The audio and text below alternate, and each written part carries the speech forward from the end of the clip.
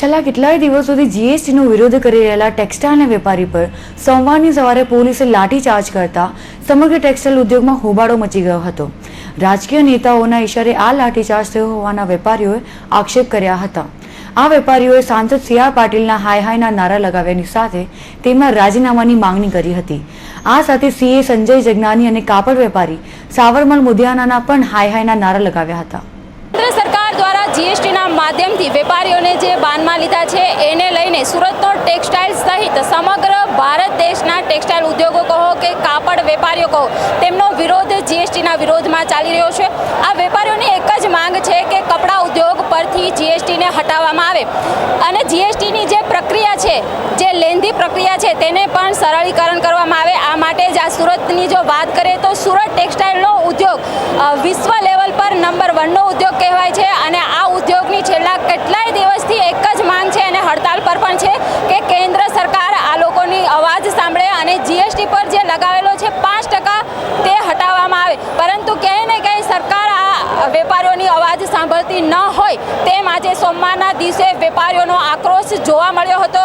અહીં આપણે ઉભેલા છે મિલેનિયમ માર્કેટમાં, જે રિંગ રોડ પર આવેલી છે અને સવારથી જ અહીં વેપારીઓનો હલ્લાબલ ચાલી રહ્યો હતો। તો બીજી તરફ વેપારીઓ પર પોલીસ દ્વારા લાઠીચાર્જ પણ કરવામાં આવ્યો હતો। તો કેટલાક વેપારીઓનું કહેવું છે કે સ્થાનિક પ્રશાસન દ્વારા કે ભાજપ સરકાર સાંસદ સી આર પાટીલના પણ હાય હાયના નારા લાગી રહ્યા હતા। તો કેટલાક વેપારીઓના સંગઠનો છે એમાં ક્યાંય ને ક્યાંય એકતા ન હોવાના કારણે પણ આવા બનાવો બની રહ્યા છે। તો આ બધા જ ઉપર આપણે આપણી સાથે ચર્ચામાં જોડાયેલા છે મિલેનિયમ ટેક્સટાઇલ માર્કેટના અધ્યક્ષ ગુરમુખજી। તો એમની પાસેથી જાણીએ કે આજનો સવારનો માહોલ શું હતો અને વેપારીઓ પર લાઠીચાર્જ શા માટે કરવામાં આવ્યો હતો। લાઠીચાર્જમાં એવું હતું કે અમે પોતે કોઈ ડિસિઝન લીધું નથી। અમારે અહીંયા દરેક દુકાનોમાં અમારી દુકાનદાર યુવા ટીમ એક દુકાનમાં સમર્થન માંગ આપી કે તમે સમર્થન કરો તો સિક્કો સાઇન આપો। મિલેનિયમ માર્કેટમાં બધા દુકાનદાર સિક્કો સાઇન આપ્યું કે જે સંઘર્ષ સમિતિ છે એને જે નિર્ણય લેશે અમે એના સાથે છે।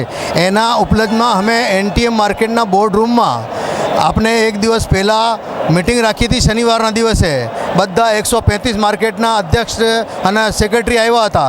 એ કીધું હતું કે અમને અધિકાર છે માર્કેટ બંધ કરવાનું, એટલે બધા વ્યાપારીઓનો મહત્ત્વ છે। બધા વેપારીઓને જેમ એમાં સિક્કા સાઇન કર્યા હતા એ બધા પૂછ્યું તમારા માર્કેટવાળા શું ચાહે છે? બોલે અમારા જીએસટીના વિરોધમાં બધા ચાહે છે। તો એ બધા અમને આપણે તારાચંદજી કાસટને બધા સિક્કા સાઇન આપ્યા અને એને કીધું કે અમારો તમારાથી સમર્થન છે, સાઇન કર્યા છે।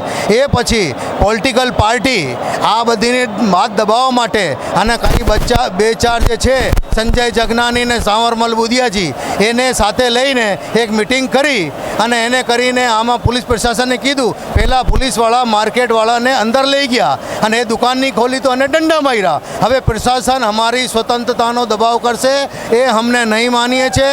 અમને બીજેપીને વોટ નથી આપવાના, બસ।